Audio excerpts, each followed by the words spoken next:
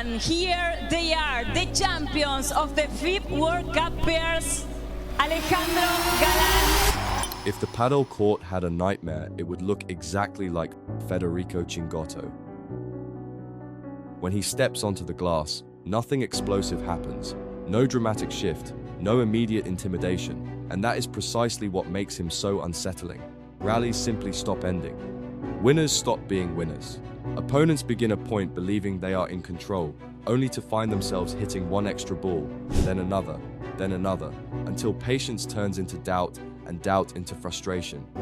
On his best day, Chingotto is not the most powerful player on the court, but he is often the most exhausting, returning shots that should have finished the rally and stretching exchanges far beyond what most players are comfortable surviving. Angles shrink, margins disappear, and confidence erodes quietly, rally by rally, as if the match is being slowly pulled away rather than taken. What truly defines him is not spectacle or theatrics, but a relentless, suffocating consistency that drains opponents mentally before it breaks them physically. They call him El Raton, the mouse, and that nickname isn't cute, it's a warning. Because the mouse never stops moving, never stops chasing, never gives up on a ball that bigger, stronger, louder players would have let die 3 shots ago. So how does a kid who slept in cars between tournaments and cancelled his own birthday party for a padel tryout become the most quietly devastating player this sport has ever seen? This is that story. Olavarría, Buenos Aires province. 4 hours southwest of the capital. Not a beach town, not a glamour city. A working-class place, built on cement production and agriculture, where the Sierra de Tandil rises in the distance, and dreams of sporting glory involve a football, not a paddle racket. Federico Chingotto was born here on April 13, 1997. His father Fernando and his mother Sandra weren't wealthy, weren't connected, but they were devoted. His grandparents lived in the same house. 3 generations under one roof in the way Argentine families are. Tight, noisy, warm. Everyone played Padel, not as a career, as a Thursday evening thing between cousins. Fede was around 5 years old when he first stood on a court watching his family play, picking up a racket almost as big as he was. His first coach, Jose Armendano, at the Olavarría Padel Association, the APO, noticed it immediately. The kid could move. Not just fast, but intelligently, reading the ball off the glass before it bounced, anticipating where rallies were heading 2 shots ahead. He was small even for the junior categories, but that smallness forced him to think differently. While bigger kids relied on power, Fede learned to dismantle opponents with placement, patience, and a pathological refusal to let any ball die. He tried tennis briefly. Same coach, both sports. Padel won. It wasn't close. Because Fede didn't play padel, he solved it, like a puzzle that rewarded obsession. And obsession was something this kid had in infinite supply. The moment everything crystallized came on his 11th birthday. His mother, Sandra, wanting to give him something special, took out a small credit to rent an inflatable bounce house, a party. School friends invited, guest list done, then the phone rang. The Argentine Padel Association called the house. A spot had opened in the junior national team selection for the South American and World Championships. Would Fede be interested? Sandra asked her son. He didn't hesitate. Cancel the party, I'm going. No cake, no bounce house, no friends. Just a kid with a racket and a certainty that burned hotter than any candle on a cake ever could. That was the day Federico Chingotto chose padel over everything else in his life. And from that point, there was no going back. He made the Argentine national team at under 1/6 and under 1/8 level, became under 1/8 world champion in both pairs and teams, turned professional at 14. And somewhere on courts scattered across Buenos Aires province, he met a lanky kid from Cordoba named Juan Tello.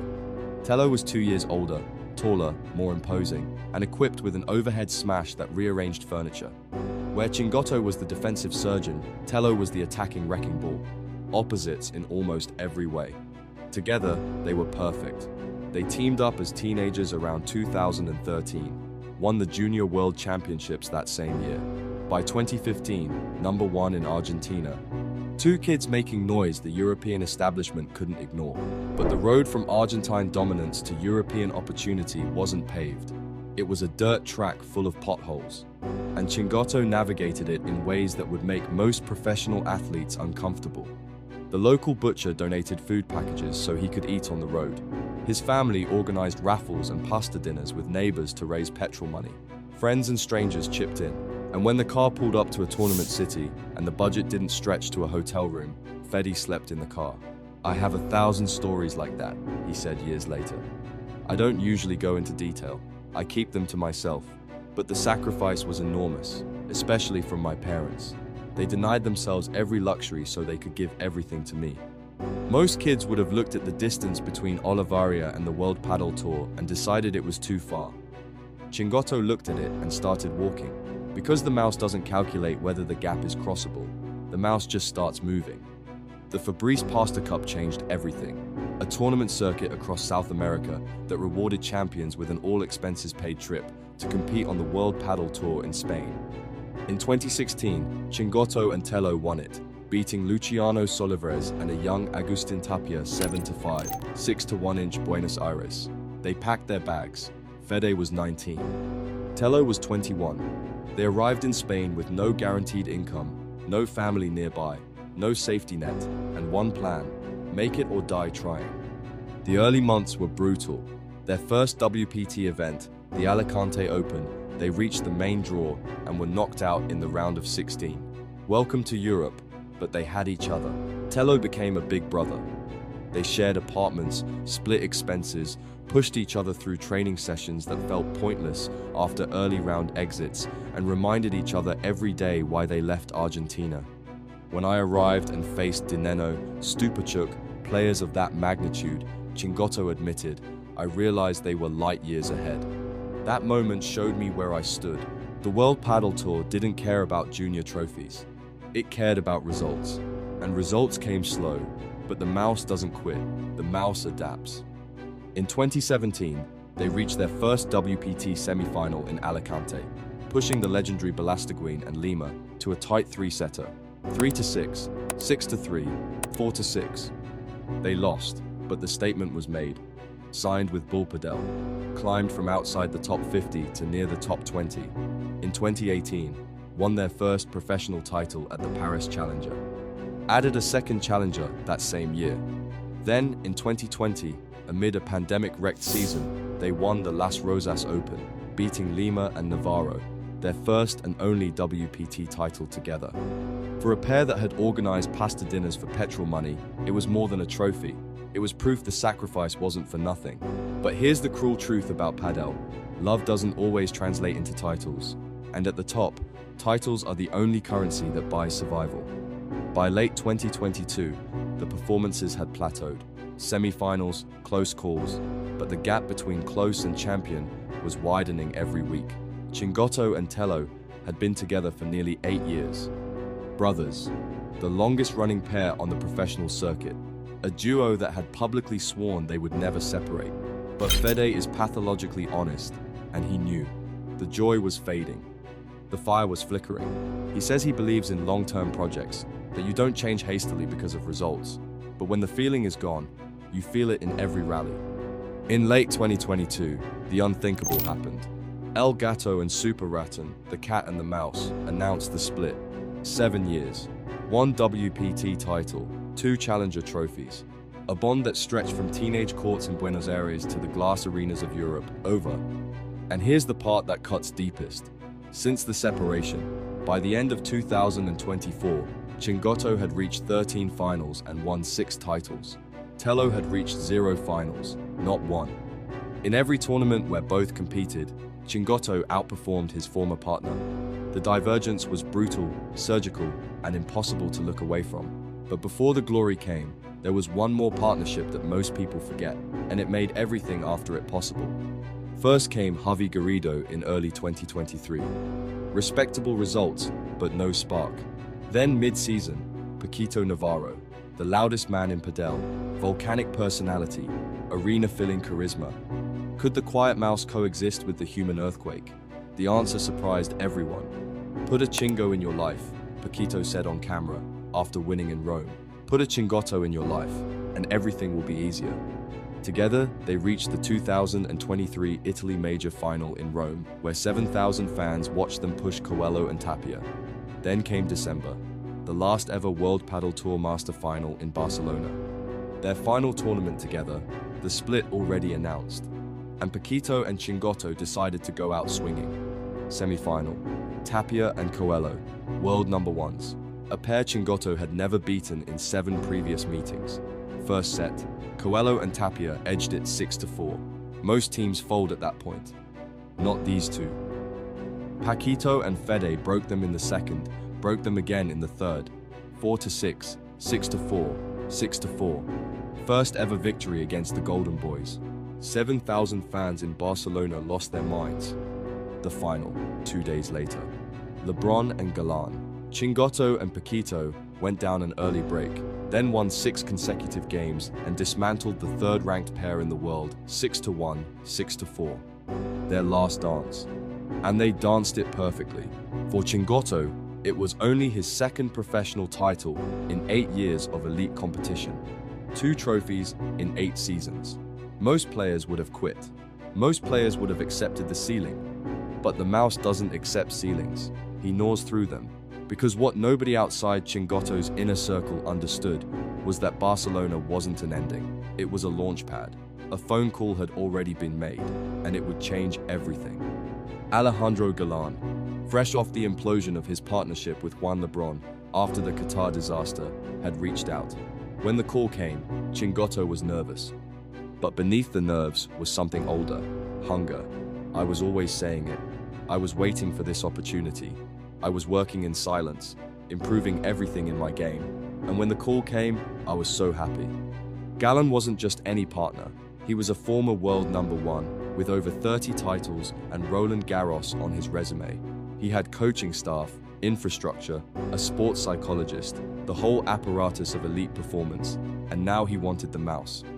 What Galan did first was the thing that changed Chingotto permanently. He gave him permission to play freely, to take risks, to miss without consequence. They never put extra pressure on me. They adapted to what I wanted. Let me progress at my own pace. I never felt that pressure of going for number 1. The warmth of the whole group, how they received me. That's what helped me adapt so fast. Most players hit their ceiling and stay there. Chingotto hit Galan, and the ceiling disappeared. He started working with sports psychologist Alejo Garcia, something he'd resisted for years. I thought I didn't need it, but when you start, you realize it gives fundamental support. The biggest breakthrough was permission to leave his comfort zone. In training, he could execute every shot he wanted, but competition triggered a cage. The psychologist helped him forgive his own errors, take risks in real time, and play the expanded version of himself that had always existed behind the fear. I could do everything in training, but couldn't bring it to matches. Galan found the calm I needed. He allows me to be relaxed on court, and that lets me play better every day. He wasn't just winning now, he was becoming someone new, and the sport was starting to notice. 2024, their first full season, 13 finals, 5 titles, including the Italy Major at the Foro Italico in Rome. The final against Coelho and Tapia was vintage Chingotto. He outmuscled Coelho in the diagonal exchanges, absorbed every Tapia smash, and sent the ball back with interest. At one point, he took a racket to the head, required a 5-minute medical stoppage, came back, and immediately won the next point with a touch shot so delicate it made the crowd gasp. Commentators started calling him the tallest person on the court, a joke about his 170-centimeter frame that became a statement about his presence. Final score, 6-4, 1-6, 6-1. A third set demolition. The Chingolan era had arrived. 2025 was even more ruthless. Defended their Rome title, 6-3, 7-5 over the world number 1s. Then Milan. After losing the first set, they produced a 6-0 third set against Coelho and Tapia. Let that land. The first time Coelho and Tapia had ever been bageled in Premier Padel, ever. Across Rome, Genoa, and Milan, Chingolan collected 4 Italian titles. "We have a special bond with Italy," Galan said. "Winning here is very emotional." Then, Kuwait. the FIP World Cup pairs. The final, Galan and Chingotto versus Coelho and Tapia. Top seeds took the first set convincingly, looked finished, but on the bench, something shifted. They came back out and refused to give an inch, broke at 5-all in the second, ran away with the third. The point for 5 to 2 inches the decider summed up the entire night. Coelho hit a soft smash. Chingotto recovered brilliantly from outside the court and sealed the decisive break. At the end, Galan fell to his knees, hands over his face. Chingotto jumped on his back. World champions. 4,700 fans in arena. Kuwait witnessed what was supposed to be a consolation prize partnership become one of the most dangerous forces in the sport. And still, people talk about Tapia first, Coelho first, even Galan first, and Chingotto last, always last. But maybe that's exactly how the mouse wants it. Because the mouse has never cared about the spotlight, only the scoreboard. At 170 centimeters, he is one of the shortest players in the top 100. In a sport where height determines reach and overhead smashes decide points, Chingotto plays at a disadvantage every time he steps on court. He's thought about it, questioned it. That question about my height, I've asked it many times, especially when things weren't going well. That's when you wonder if you've hit your limit. But there's another side that says no, the limit is the one you set yourself. And if it really is the limit, at least I gave everything. So he compensates, trains harder, reads faster, positions earlier, makes 5'7" play like 6'2" through intelligence and movement. His Chiquita is surgical. His lob pushes opponents behind the service line and buys him time. His block volleys neutralize the most violent attacks in the sport. And his recovery speed, the ability to sprint from glass wall to glass wall and somehow arrive before the ball does, has become the defining visual of modern Padel. He compared himself to his rivals once, with typical honesty. Messi is Tapia, the natural talent, the magic. Cristiano is Galan, the work ethic, the physical power. And me? I feel like a rustic player next to them. But I replace that with other things. With reading the game, with speed, with trying to be as consistent as possible. A rustic player. That's what the third-ranked player in the world calls himself. And that humility is exactly why he keeps getting better. He has never stopped thinking about where he came from. He built a Padel complex back home in Olavarría called Chingolan, managed by his parents Sandra and Fernando, so the next generation of kids from his city don't have to organize raffles and sleep in cars to chase the same dream he did. He lost his grandmother while competing in Spain and couldn't be there in her final days. During the pandemic, he lost a friend in a car accident. Then another, Elias, who died returning from a tournament. Then Agustin Peretti, who had been on the national team with him. Gone. Those things did something to my head. I want to win, I want to give everything, but life is one. I have to find the joy in what I'm doing. You hit a wall every week. 248 of us play the tournament and one wins. You learn that you lose much more than you win, and you learn to enjoy the path. Because the mouse was never just chasing trophies. He was chasing something harder to win. A life that made the sacrifice worth it. When he's not on court, he fishes. Quiet mornings, a rod, still water, the opposite of everything Padel demands. And when the cameras are off, he still has the same smile he had as a 5-year-old watching his family play at the APO. In February 2026, he said 3 words that stopped the Padel world. I will retire with Galan. No ambiguity, no hedging, just certainty. The kind that comes from a man who cancelled his birthday at 11, left his country at 19, won almost nothing for 8 years, watched his first partnership dissolve, cycled through rebuilds, and finally found the person who unlocked everything he always knew he had.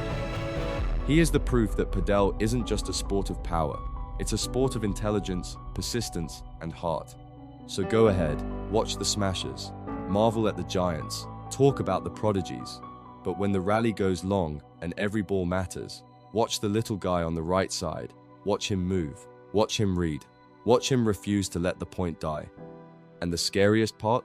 After the cars and the raffles and the cancelled birthdays and the 8 years of almost nothing and the heartbreak of losing his brother on court and the doubt about whether 5'7" is enough, after all of that, he's still smiling, he's still moving, and he's still getting better. Federico Chingotto isn't finished. He's barely started.